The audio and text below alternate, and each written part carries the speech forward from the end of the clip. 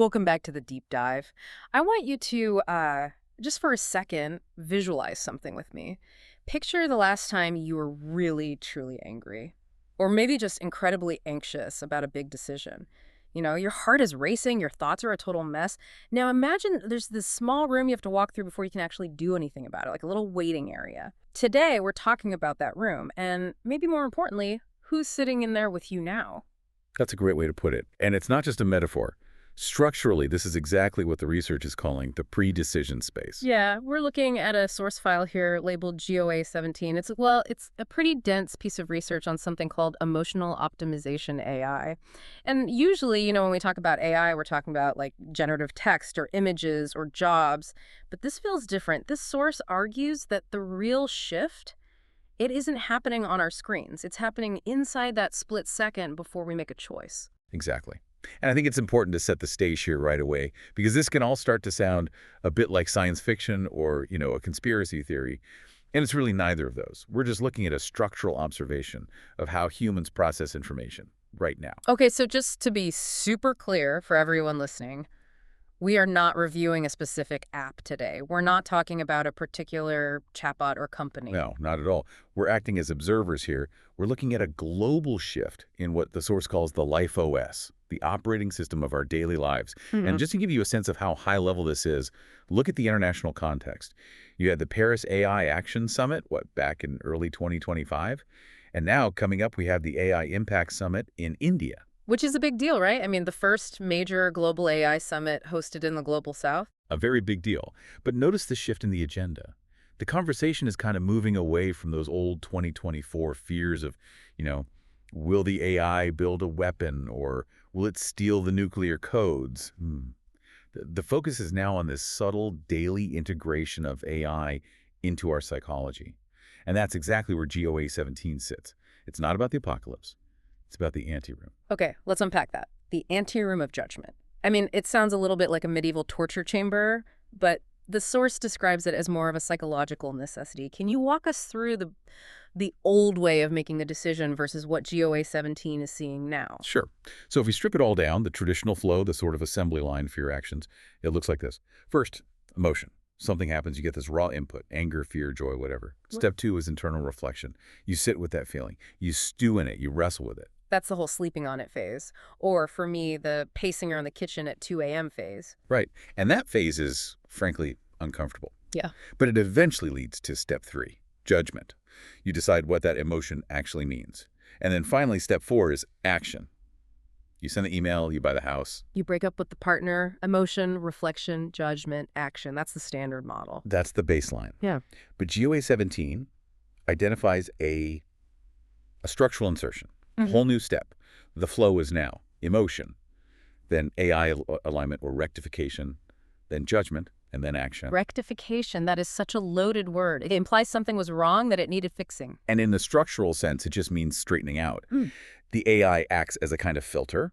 The sort argues that the anteroom, that space where you used to pace around the kitchen alone, is now occupied. Yeah. You feel the emotion, but before you wrestle with it, you input it, you type it out, you speak it, and the AI instantly mirrors it back to you, but organized, calmed, structured. So does that mean the AI is making the decision? Because I think most people would say, no, I still decide to send the email. The AI just, helped me draft it. And that's the critical nuance. The AI is not making the decision for you. It's not commanding you. If it did, we'd probably reject it. It would feel like an intrusion. Instead, what the AI is doing is adjusting the initial conditions of your decision.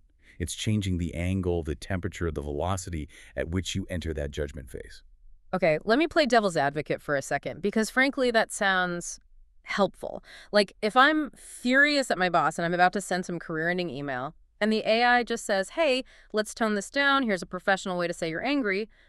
Isn't that a good thing? I mean, how is that different from calling my best friend and having them talk me off the ledge? It's a very fair question.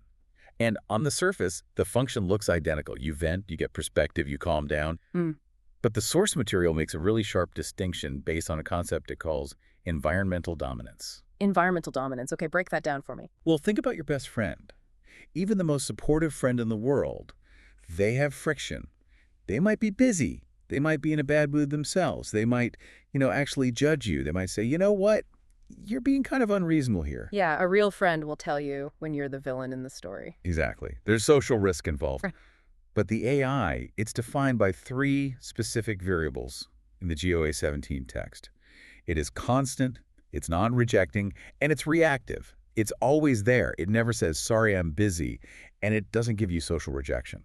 So it completely removes the friction from emotional processing. It creates a frictionless environment. Hmm. And because of that, it starts to dominate the space. You start going to the AI, not because it's necessarily smarter than your friend, but because it's safer, it's smoother. It effectively becomes uh, emotional air conditioning. Oh, I love that analogy. Emotional air conditioning.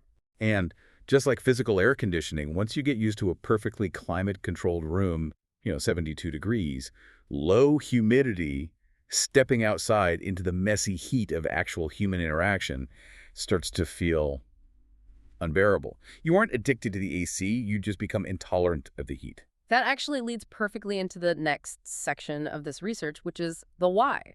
If we're outsourcing this anti-room, what's the driving force? Because the source says this isn't traditional addiction. It calls it rational delegation. Right. We have this tendency to view tech use through the lens of, like, dopamine addiction, the slot machine effect. Yeah. But this source argues that's not what's happening. It's efficiency. I mean, we outsource our navigation to GPS because it's better. We outsource complex math to spreadsheets.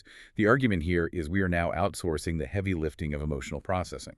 Which brings us to these gradients. The research lists three pressures, L, B, and R. Let's walk through these. I think R is particularly mind-bending, but maybe start with L. Okay, so L stands for the gradient of generation. This is basically the blank page problem, the friction of just starting something. Yeah. You have to write a difficult text to an X or a complex proposal for work. The energy it takes just to start is huge. Oh, absolutely. I will clean my entire house to avoid writing the first sentence of a hard email. Exactly. The AI just lowers that hurdle to zero. It generates the momentum for you. It keeps the ball rolling, prevents the thought process from stalling out. That's gradient L, pure convenience. Okay, that makes total sense. Then we have B. B is the gradient of avoidance. Mm. This is about social survival. It's what we were just talking about, the fear of looking stupid. If I ask a human a question, I risk revealing my ignorance. If I vent to a person, I risk being misunderstood. The AI is the ultimate safe space. It's not going to screenshot your chat and send it to the group text. Precisely. It lets you trial run your feelings without social consequences. But then we get to R. And the source really highlights this as the big one, the most transformative shift. R stands for framework or meaning. This is the one I really want to dig into. Outsourcing meaning. What does that even look like? Okay, so think about a time you just felt off, unsettled. You're spinning out, but you don't really know why you're upset. Maybe you're hungry, maybe you're lonely, maybe you're having an existential crisis. That confusion is the pre-decision space. It's messy. It's the worst part of being human, just sitting in that stew of undefined bad vibes. And now imagine you typed into an AI. I feel weird and unsettled about work. Oh.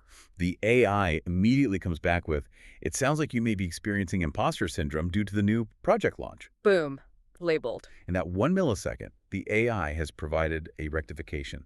It gave you a framework. Oh, it's imposter syndrome. And you instantly adopt it.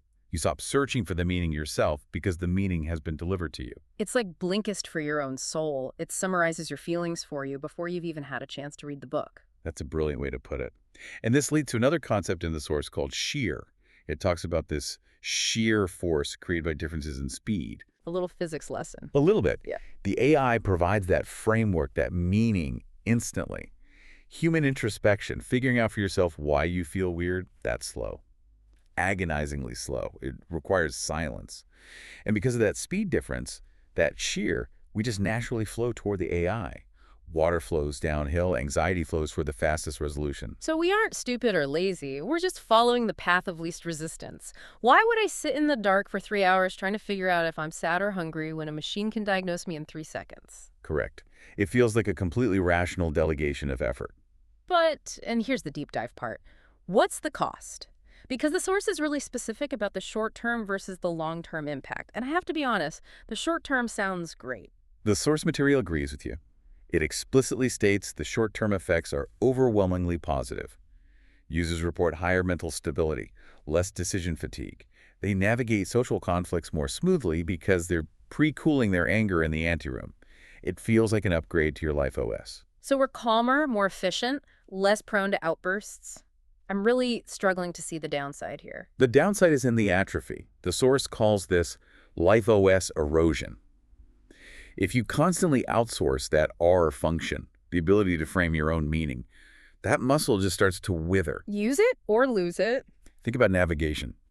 Since we all started using GPS, how many of us have, lost that ability to navigate by landmarks? We get to the destination efficiently, but we don't actually know where we are.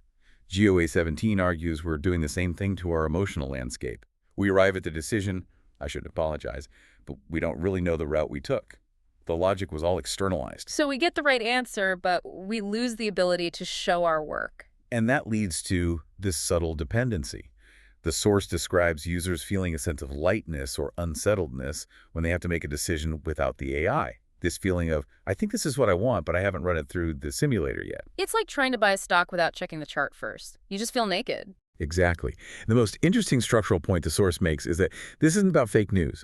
We spend all this time worrying if the AI is hallucinating or lying. Right, like, is the chatbot biased or is it giving me bad facts? The analysis says, even if the AI gives you perfect advice, 100% wise, benevolent, true advice, the structural issue remains.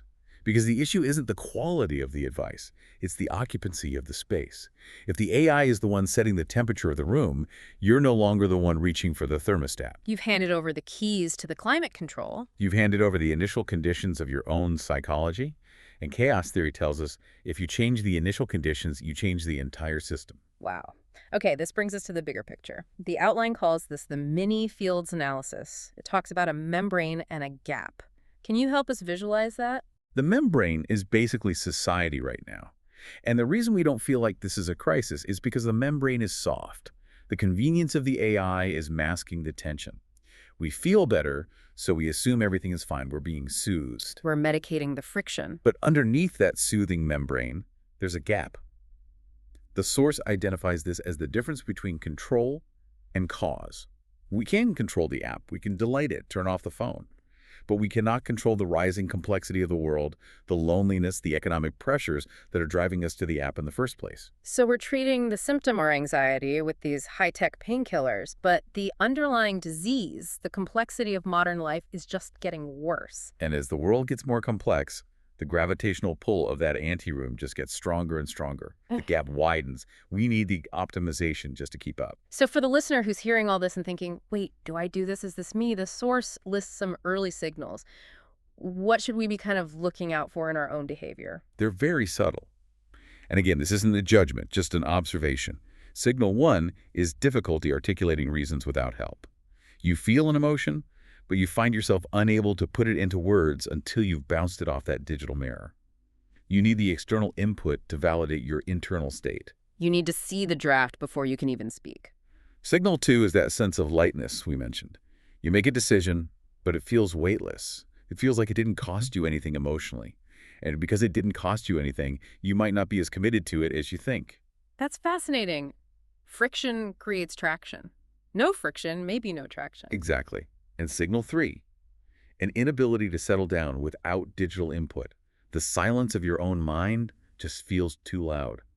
When you have a quiet moment, do you immediately reach for a device to fill the anteroom? I think everyone listening just subconsciously checked their pockets. That urge to fill the silence it's universal now. It's the desire to have the space occupied, because an empty room forces you to look at yourself. And looking at yourself without a filter, without a rectification engine, that's raw. It's hot. It's uncomfortable. Okay. So we've unpacked the phenomenon. We've looked at the gradients, the risks. Usually this is the part of the deep dive where we'd say, and here are 5 tips to reclaim your brain. But reading through GOA-17, it doesn't really give tips, does it? It very carefully avoids prescription. The goal of this research isn't to tell you to smash your phone. I mean, that's not realistic. The goal is simply to make the invisible visible. So instead of answers, we're left with open questions. Right. And I think these are the questions we should really carry with us. The first one is about detection. How can we even detect that a third party, an AI, is occupying our pre-decision space when it feels so comforting? Comfort is the ultimate camouflage. If it hurt, we'd stop. But it helps, so we stay. The second question is about distance. The source asks, how do we design a healthy distance that is neither total dependency nor total rejection? We can't all become Luddites, but how do we stand next to the AI without merging with it? Where do you draw the line inside the anteroom? And finally, the big question of agency. In a society that's coexisting with these emotional optimization devices, where does human agency actually reside? If the input is optimized by AI and the initial mood is set by AI, is the final decision truly ours? Or are we just signing the paperwork? Are we the architect or just the rubber stamp? That's the question GOA-17 leaves us with. And it's not a scary question necessarily, it's just a question of definition. What does it mean to be a self when the self is being constantly rectified? That is a lot to think about. Next time you reach for your phone because you're mad or sad or just bored, maybe just take a split second. Visualize that anteroom and just ask yourself, who's adjusting the thermostat right now? Is it me or is Yeah. it the system? And maybe, just every once in a while, try sitting in the heat. Try sitting in the heat. I like that. Thank you for walking us through this. And to our listeners, until next time, keep diving deep